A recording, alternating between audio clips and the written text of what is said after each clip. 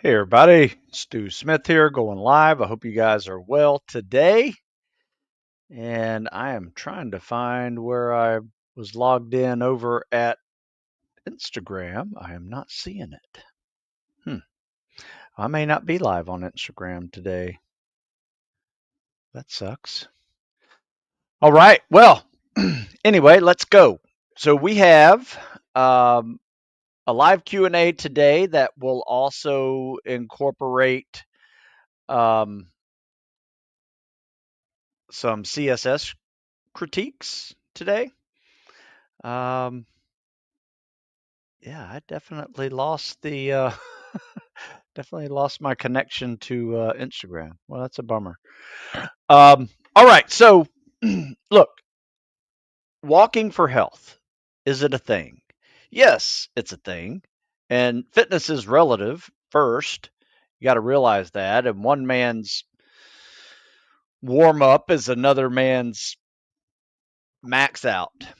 Right? So, walking, if you don't do anything, is a great way to get started. Now, if you do a lot of things, let's say you work out for an hour, hour and a half. I have been for many, many years. However, I do have a job where I sit and I type and I do things fairly sedentary, and sometimes that's a long day of doing that. um, so, walking is a great break for sitting down all day. So, you can use walking for many, many benefits. And I think where a lot of people boo hoo walking is they say, "Are you really serious? Walking is now exercise?" Yes, it's awesome. And if you want to make it harder, just wear a weight belt or a weight vest or a backpack, right? But it's a great stress reliever. It benefits if you do it right after a meal. I mean, it will significantly enhance the way your body insulin response responds to the blood sugar that you just increased. Um, Mental health benefits, can't tell you how lower intensity cardio can set you down into that parasympathetic mode, which will help you relax. You'll probably get a better night's sleep. So many things. I try to get about 10,000 steps a day. I don't know what that is. Some people say that's about 5 miles, but I do it in little spurts, a little bit in the morning, a little bit in the late morning after sitting down for a couple of hours. I take a lunch break, walk again. Sometimes I'll take business calls and just go for a walk. Uh, Good stuff. You can pick up, I walk my dog. So, I think I did like 12,000 steps yesterday and I didn't do anything, outside of just a few minutes of walking. De-stressing exercise, focus on your breathing. If you really are kind of burnt out, stressed, go for a walk. Take big, deep breaths, big inhales, big exhales. Get some, if you can be outside, that's even better. Get some nature involved to help you de-stress a little bit. But like I said, if walking's too easy, put a ruck on, put a backpack on, or a weight vest. But you know, like I started, working out is relative, and you know what may be easy for you may be the perfect stress reliever for you, and for another person, it could be a challenging process of going from sedentary to moving again. So don't boohoo walking. There's a population in our country alone that needs it. Absolutely needs to start walking. Um, and if you don't need it, try it anyway, and you'll see that it's actually quite therapeutic for other things. I personally like to, where I live right off this trail, and I'll walk the trail. And whenever I see a park bench, I'll do some stretches. Put my foot on it, stretch, twist, thigh stretch, hamstring stretch, whatever. And so every bench I see, I do a little stretch. So I got a little mobility session out of this little walk session. And it's, tell you, people it's life changing. I won't lie to you. All right. Well, let's move along and see where we are with questions. Looks like we got a bunch of questions over here. I'm just going to pull up a few videos as well, just so I'm ready for them. All right, just give me a second. I got a few videos pulled up.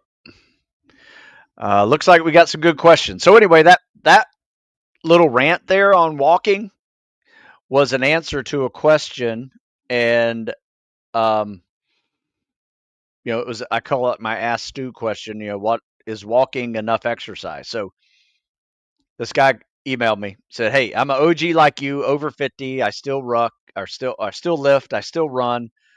I've seen a lot about walking and American exercise lately. Have we really gotten so bad that we now think walking is enough exercise?" And that's the question: is walking enough exercise? I know we're hurting for fitness on average in this country, but how much does walking really help? Sorry to be the naysayer.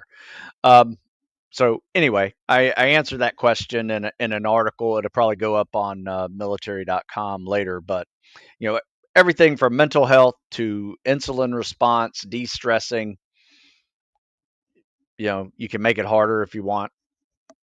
You know, but I like it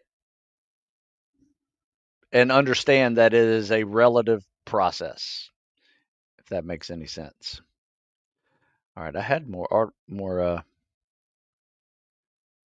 videos pulled up, ready to go. Let me search my stuff here. Sorry.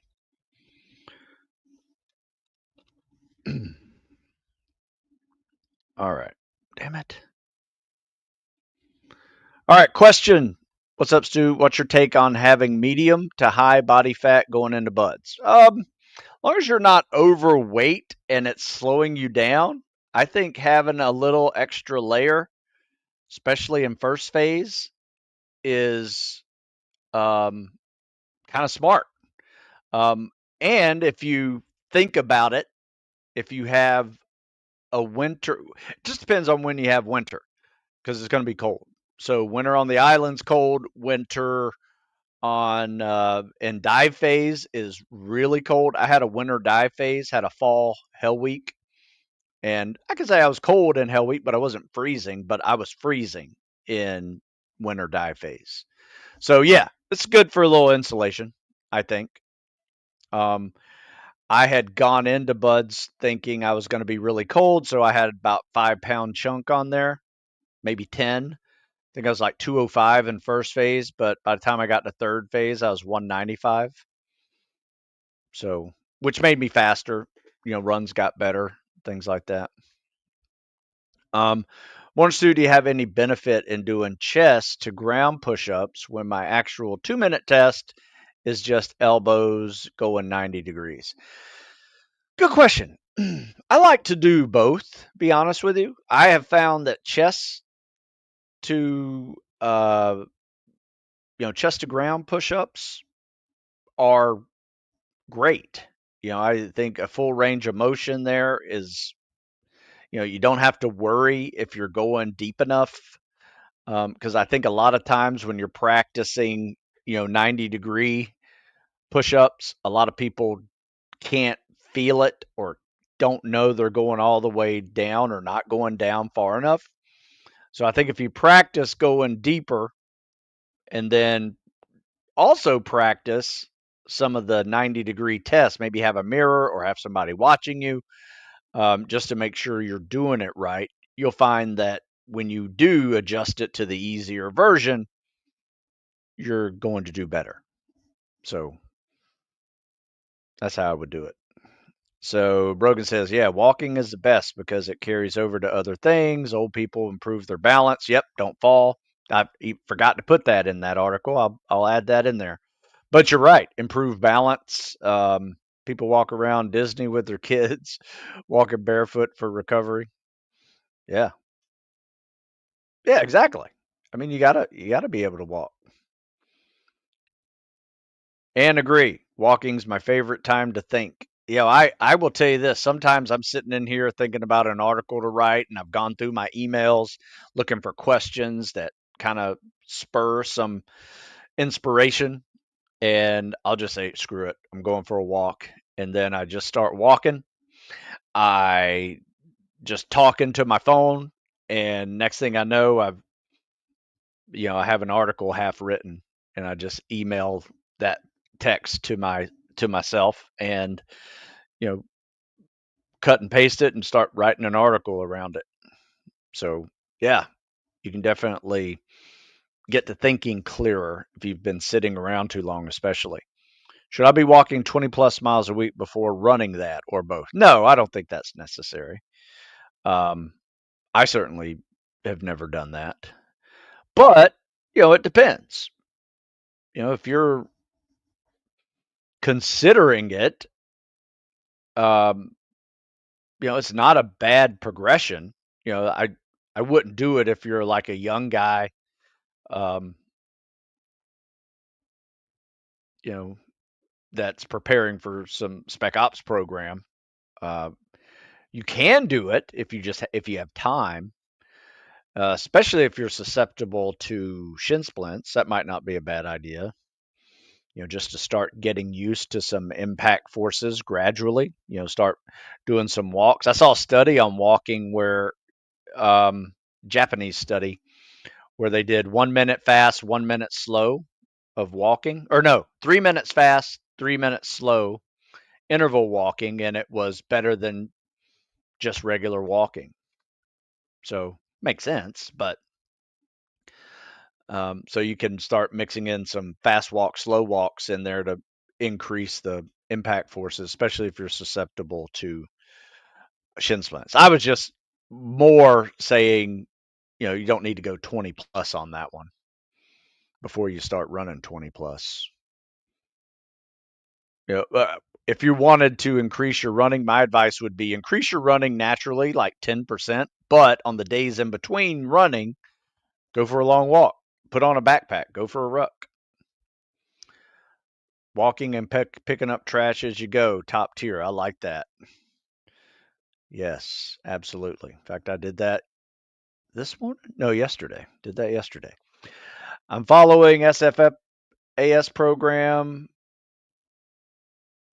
at the moment in Israel for the IDF, and 2 times a week I have been offered to do like a mini hell day, 3 hours of hard PT, stretchers, sandbags. Should I do it? I feel like an injury risk, but I feel pressure to do it. People have been asking me. Well, if you're ready for it, do it. If you're not, then don't. Right? If you can't handle 3 hours of hard work, um, then don't do it. But you might be surprised what you can handle. My advice is this: make sure you're hydrating, make sure you have electrolytes, especially if it's hot and you're sweating, and um, make sure you're carved up, because I have seen many people go into long, long workouts and not have some kind of sustainment snack or eat well enough before they started. You don't want to be like full, but you want to have some good carbs in you so you can have some energy. But those are things that you learn from doing those type of workouts. I can't tell you, you know, years ago when I did not know that, and I lasted about 45 minutes, and then I was spinning. My head was spinning, and I was throwing up because I had low blood sugar, and my workout was done. That kind of sucked. Um, how do you recommend people substitute running miles with rucking and non-impact cardio to mitigate injury while increasing mileage and endurance? What type of lifting helps avoid shin splints? That's a good question. I mean, any calf work, shin work, you know, you can do it with lifting, you can do it with calisthenics.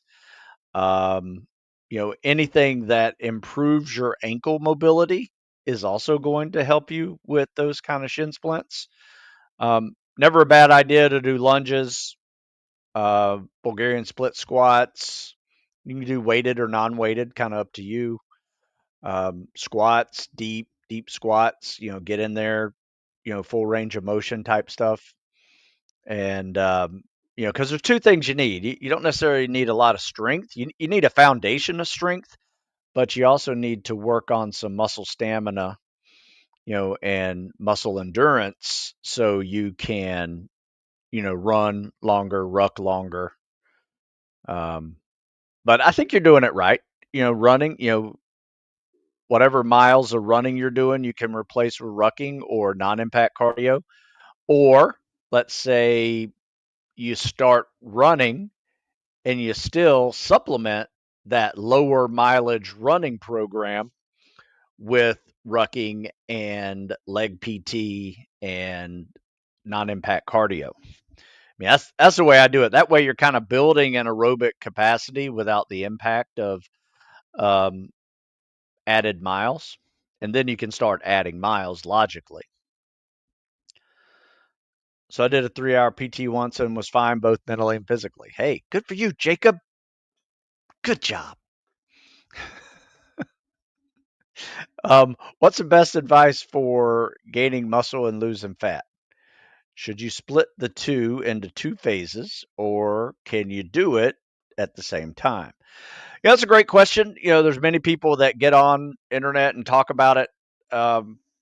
Here's the deal. The real deal is, if you don't want to lose muscle, make sure you're getting enough protein. And there's some equations out there that, 0.8 to 1 gram per pound of body weight is how many grams of protein you need a day. If you're working out significantly, you want to make sure you're at least hitting that. Some people go a little bit more when they are trying to lose weight, but they'll decrease the amount of higher calorie things they're getting, like fats and carbs. I wouldn't say you don't want to decrease your carbs too much because you still need energy. But you can get a lot of energy from burning fat. So it depends on where your heart rate is too. So your workouts are going to demand a certain amount of fuel.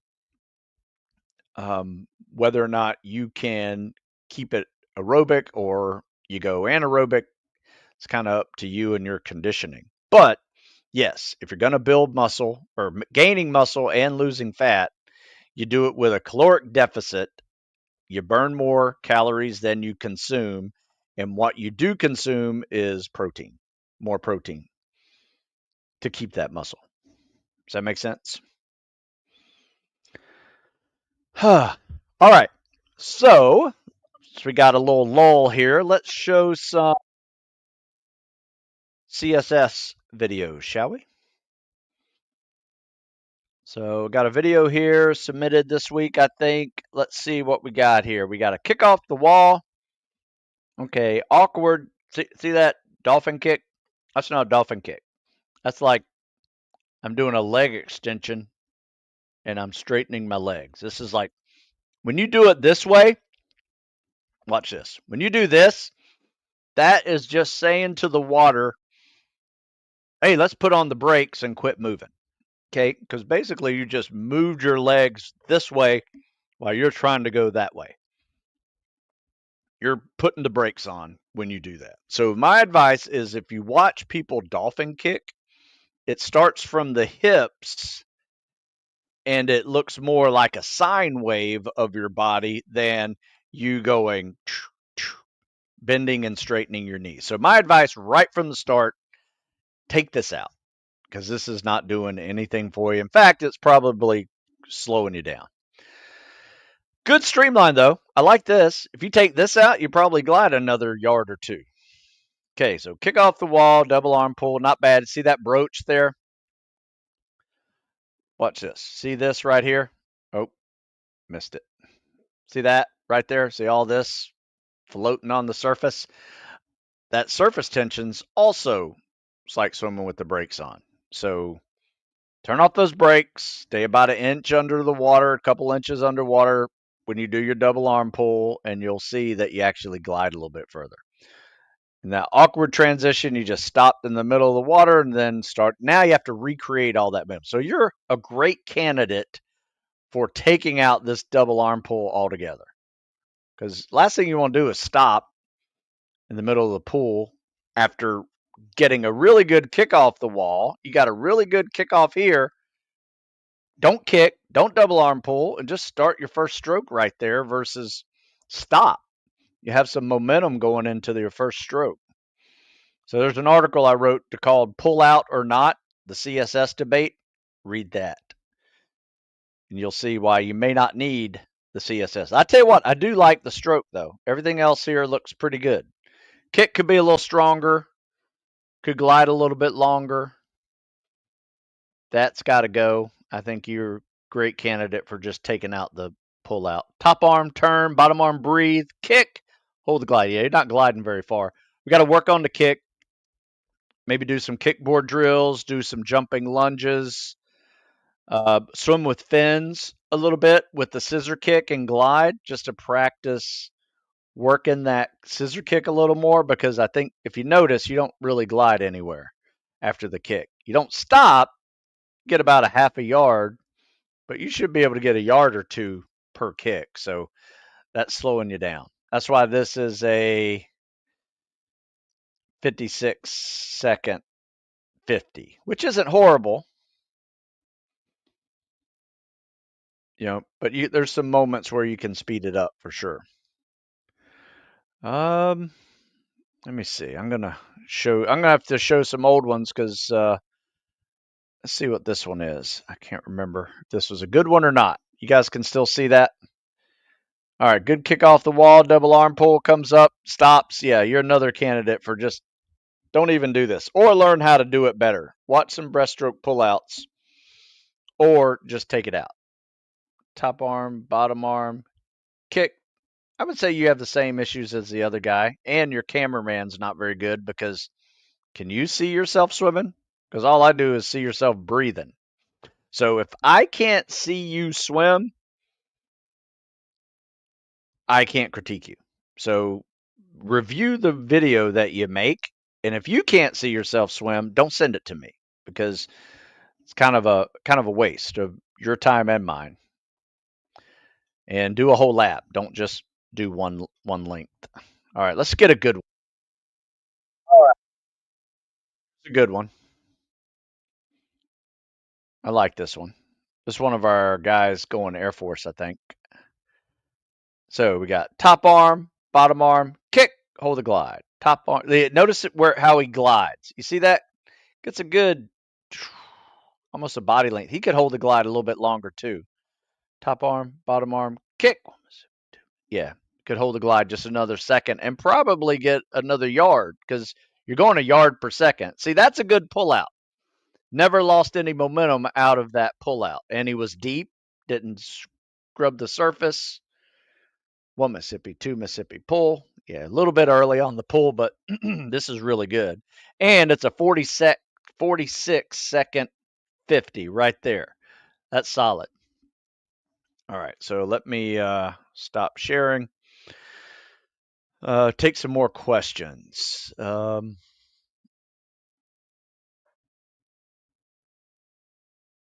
Jacob said, sent that by mistake. I was going to follow up with that. PT is tomorrow, and on my program, I have an explosive day in the gym. Is doing both a good or bad idea? What should I prioritize? Well, nothing wrong with doing a power day, but, it depends on what you're training for. You're training for things that require power, speed, agility, then yeah, you should do a power day. But you need to be smart about how you do your splits. Where a lot of people screw up is they do a power day for legs and then they try to run the next day, with sprints or, something. Go easy on the run. Just do a cardio day the next day or do an upper body day.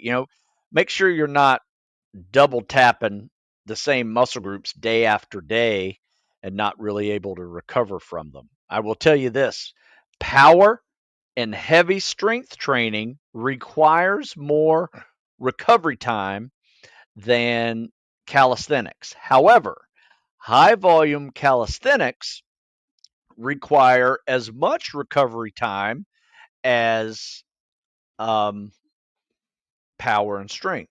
So, for instance, we did a really good workout today where we mixed in some body weight bench and we immediately followed it up with a push up max. And if you ever do body weight bench until you can't, and then you try to do push ups, you might get 10 reps out of it. Most times people are failing in single digits. Well, that's what I'm trying to do because I'm trying to put on muscle stamina on that guy for a 2-minute push up test without having to do 2 minutes worth of push ups. So this simulates that last 20 seconds of a 2-minute push up test when you barely get 5 to 10 push ups. So that's why we arrange it like that. And we do about 3 sets of that body weight bench, max reps, followed by push ups. And then we do some rows just to kind of balance it out. Then we did a weight vest pyramid, reverse pyramid, 10 to 1. Before we warmed up, we did a pyramid 1 to 10. Then we did the bench. And then we do the weight vest version going down 10 to 1. And that was an awesome workout. And it was a mix of a lot of high volume calisthenics. And then just for fun, we topped it off with death by push-ups and death by pull-ups, which, if you don't know what that is, that's a 5-minute plank or a 10-minute plank. And every minute on the minute, you do 10 push-ups. So you get yourself another 50 to 100 push-ups, depending on how long you do it. And then pull-ups is very similar. You're basically doing burpees or flutter kicks, your choice on what you want to do, for 5 to 10 minutes. And every minute on the minute, you do 5 to 10 pull ups. That's a hard one, by the way, especially if you're choosing burpees. So we did that to top it off. So our volume on our reps of calisthenics, a little bit of strength stuff. We did hold plates over our heads for some isometric holds. We're not doing upper body again until Friday. And it's not even weighted. It is going to be mixed with running, where we run a couple of miles, do pull ups, push ups, sit ups. Run a couple of miles, do pull up, push up, sit ups. So it's more of a cardio workout, and we're resting with calisthenics. So that's what I'm saying. You know, if you're going to do hard workouts, you need some recovery time in between them. Hey, Stu, I'm about to start your Ageless Athlete Phase 1. When doing the circuit training with dumbbells, should I be looking for progression with the weight or just keep the same during Phase 1? You know, it's up to you. You know, everybody has to personalize this journey no matter what program you're on. So some people will start off with 10-pound dumbbells. Some people start off with 20-pound dumbbells. Kind of depends on you. So if you're finding that the repetitions that I have in that circuit are getting easy, add some weight. And you can do that the next set if you prefer. Like, let's say your first set was like 10 overhead presses, 10 bicep curls, right? And that was easy for the weight you picked. Your next set, let's go for 15 or 20 pounds and see if you can still do the 10 reps. So there's a little bit of hunt and peck to this. Another option is, you know, if you don't have a additional weight, then try adding more reps to it. You know, add 50% more reps to whatever set you're on. That's another good way. I'm going to show you another video here. Oh man, you guys are doing good on the questions. I appreciate it. Tips on getting faster, ocean style, CSS with fins on. Yes. Practice swimming with fins and practice swimming straight. In fact, I wrote an article on it. I'm going to send you. Swim straight. In fact, I did a live Q&A on it. You can find that in the back channels of YouTube. As to preparing for ocean water swims. I even had a nice little. I wonder what happened to that article. All right, so let me give you this one. This is a military.com one I wrote, but I'm pretty sure I wrote another one on my page, or I may have just did a post on it.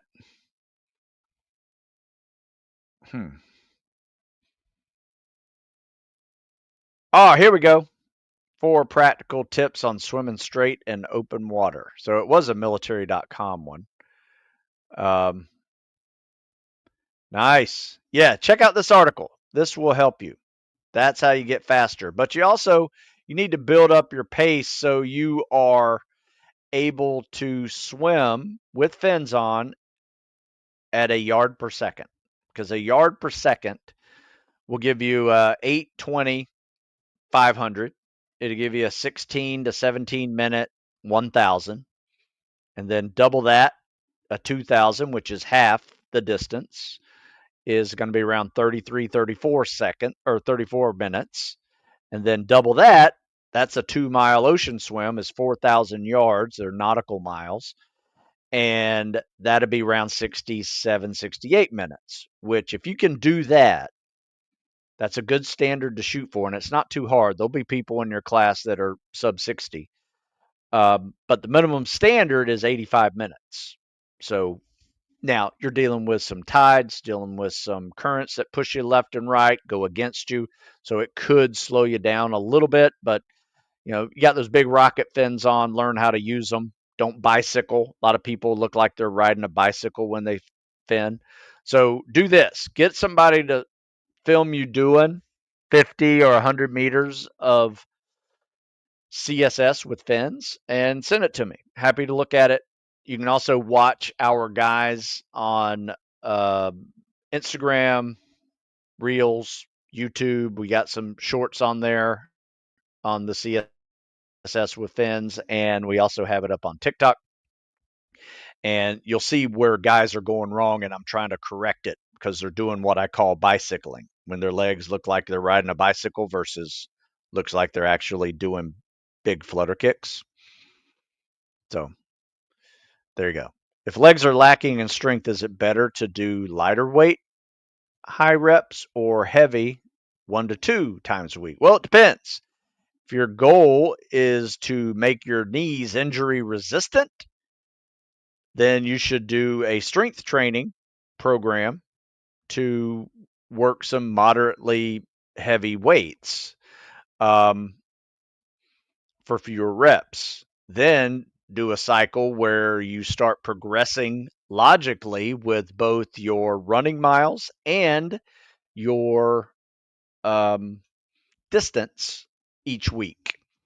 That's how you keep from getting injured. Where most people get injured, they ran too much too soon, or they're lifting too much too soon. That last rep sometimes is the one that hurts you. So, try not to go to failure if you're going moderately heavy. What is eating and sleeping like in third phase? Just like it is anywhere else, except for you live right outside the chow hall, so you don't have to run to the chow hall. So that's nice. It's actually good food. They even have a chocolate milk dispenser, which is really good. We were probably carb loading on chocolate milk when I was there, for sure.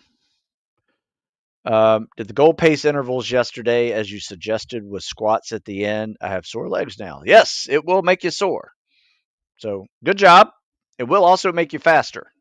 So maybe if you're sore now, maybe do a mobility day or do a non-impact cardio day, stretch it out a little bit and see what you can do the next day. That could be a variety of things. That could be trying to run a little faster than goal pace. It could be run a little slower than goal pace for a little bit longer. Maybe a 50-50 mix of bike and run. So you can play around with it, but then try another goal pace day in another 2 or 3 days and start really mastering that pace. Let me show you a drill we did the other day that I thought was very clever. One of our Air Force candidates came up with this, and one of their hard drills that they do. Well, first of all, you got guys going to buds. Check this out. You see the guy just saved a guy from the bottom. Now he's got to swim him to the other end of the pool. That's our life-saving drill we do. So you and a buddy, you go. One guy goes down to the bottom, other guy goes saves you and swims to the other side of a 25-yard pool. Not easy.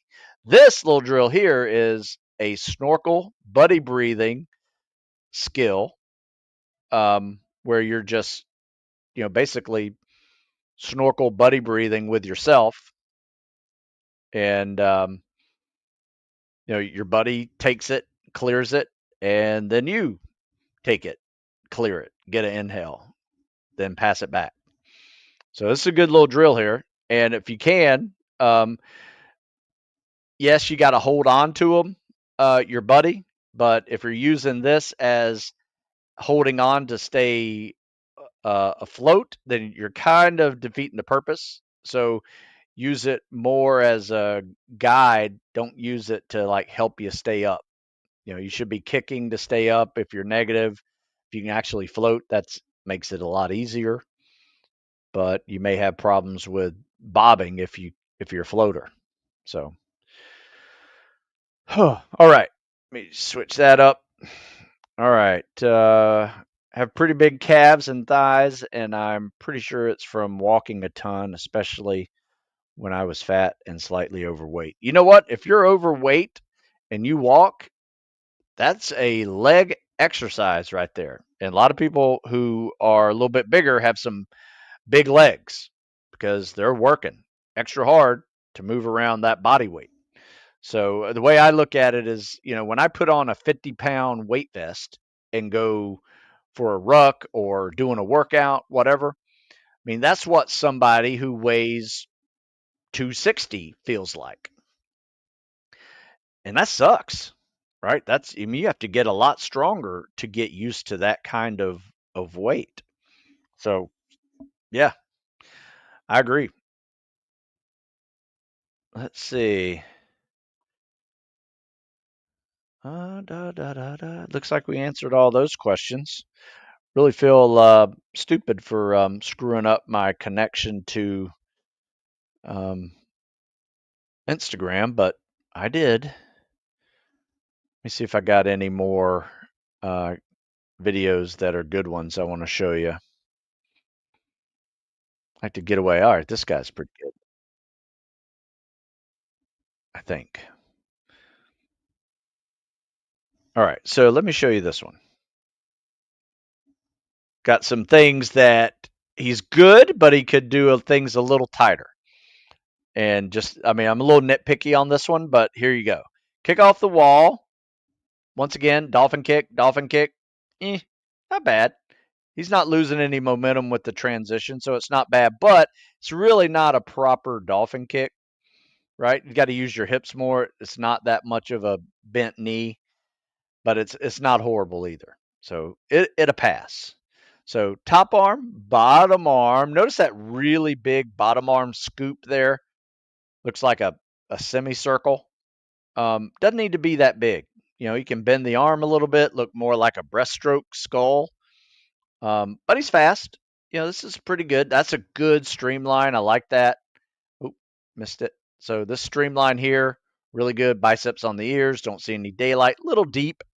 So you can be too shallow and have the surface tension slow you down, or you can be too deep and now have to swim up to come up to the surface, which usually cancels out your momentum.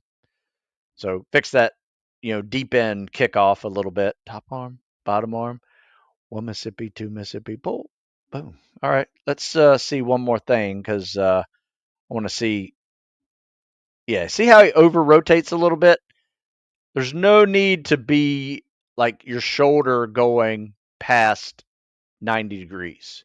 Like your chest does not need to be pointing up towards the ceiling. not that it's pointing up towards the ceiling, but maybe the top of the wall. It can just keep this 90 degrees. There's no need to over rotate like that. It does cause a awkward pause in the stroke that may also stop momentum, if you're over rotating too much. It's not horrible though. He's still doing, like, I think this is a meter pull. So he just did this in like 54 seconds, which there's 54 yards in 50 meters. So he's doing a yard per second, technically. So, like, that kick doesn't need to go backwards. Notice this right here. Notice his top leg. Like, that kick doesn't need to reach back, like right here, right here. See how it kind of broke the streamline a little bit? Just bend up the knee and bring it up a little bit less drag on the backside. Once again, very nitpicky. He can swim a yard per second. Yeah, I think he got a 8:30 on his swim. I'm just trying to make it a little more efficient. That's all. All right, let's see what else we got over here. I know I got some good videos of a couple of our local kids. All right, let's see this. All right, here we go. Share my screen.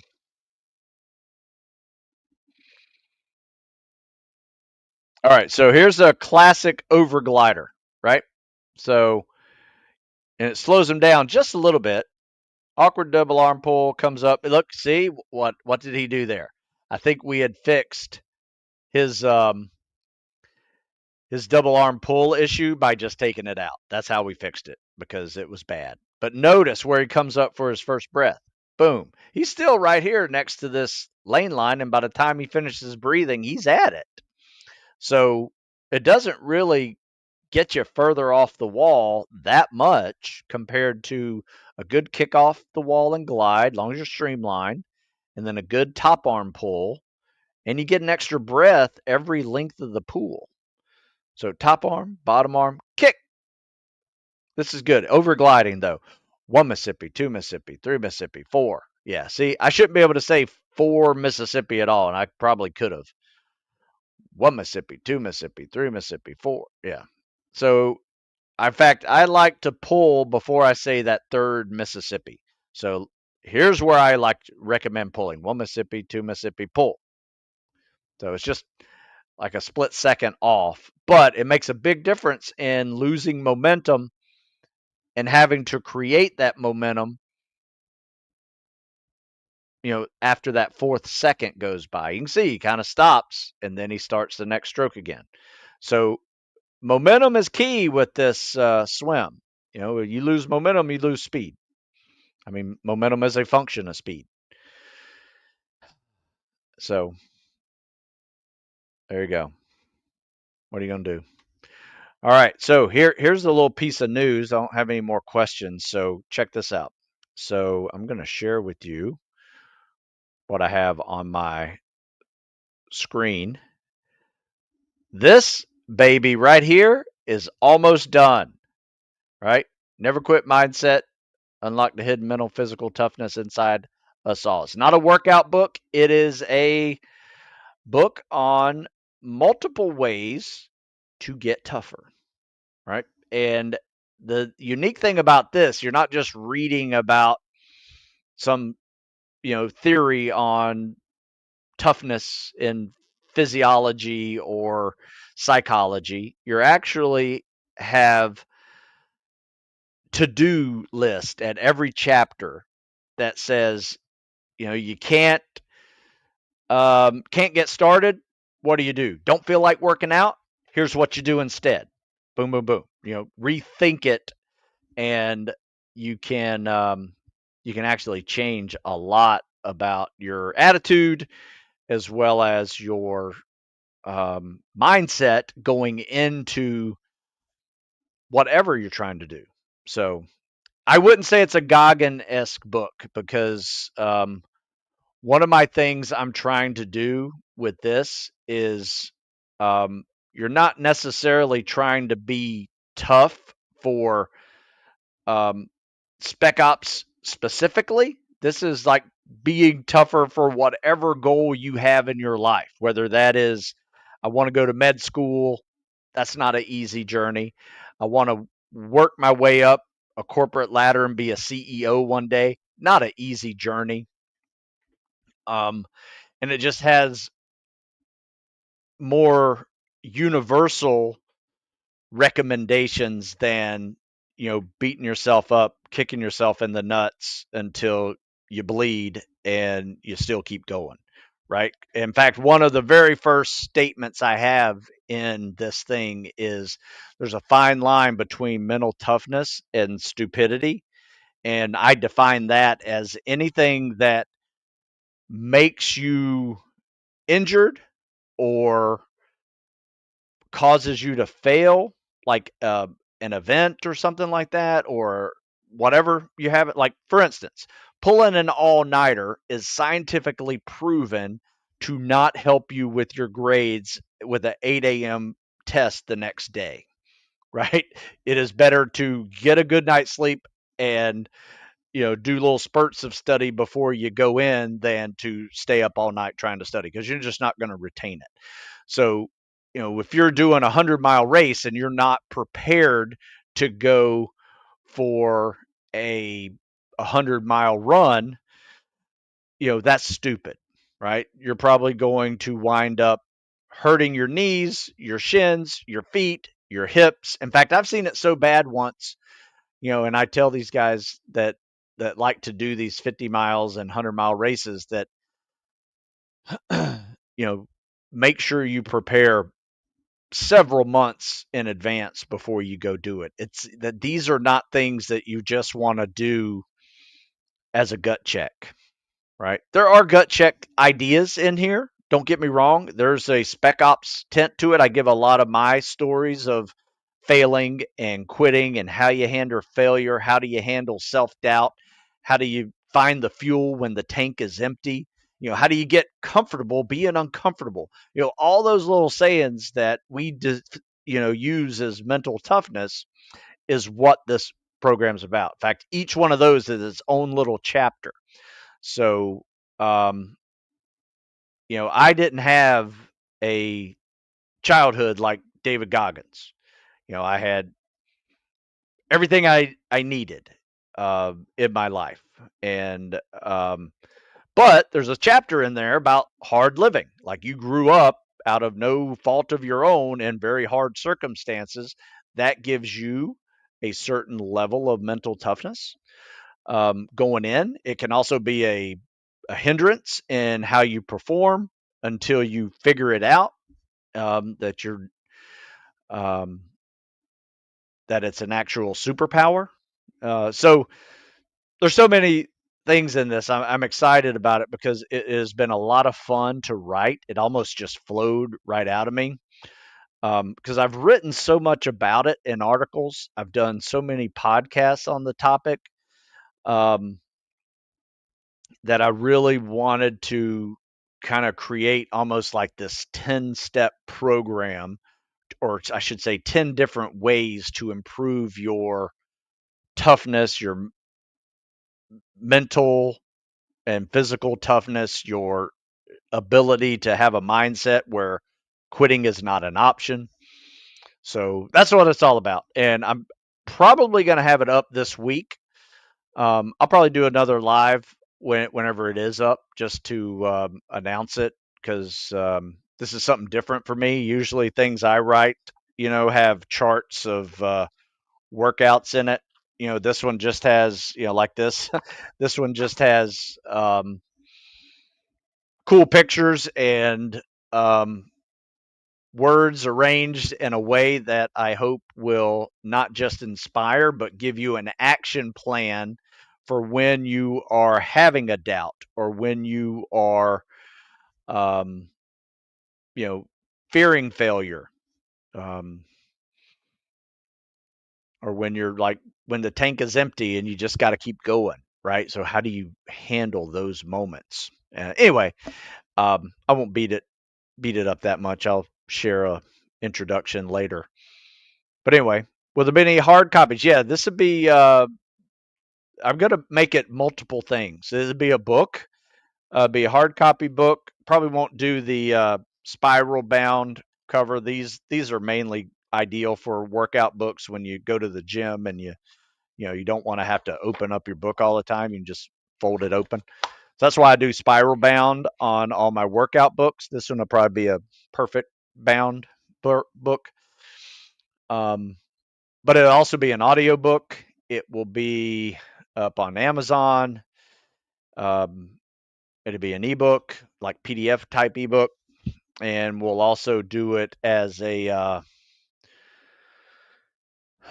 probably going to make a course out of it too, and um, go into it like for 80 to 100 minutes of talking about it and make it a course and use the book as like a guide for it.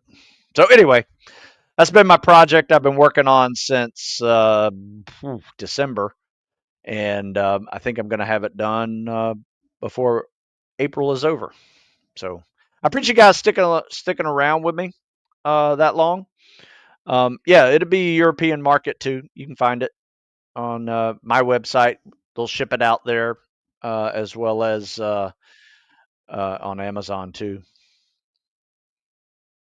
So anyway, appreciate your time, folks. Go check out StuSmithFitness.com. It'll be up on, or StuSmithFitness.com. It'll be up on there in another week or so.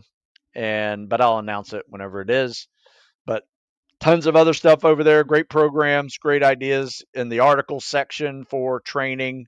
A lot in there on swimming straight, open water, with fins, without fins, treading water, mobility, mental toughness articles and podcasts. Tons of stuff over there. Literally over 1,000 articles. You'll need a search feature to save your time. But yeah, that's at Stu Smith Fitness. And thanks for sticking around with me this long. If you've want to see some more CSS critiques, you can go check out TikTok, Stu Smith 50, or Instagram. That's over there as well, Stu Smith 50. And yeah, email me your video and I'll critique it for you. No cost. All right, guys. I will see you later. Don't forget, Live15 coupon code saves you 15% over at Stu Smith Fitness. All right. Until then, we'll see you.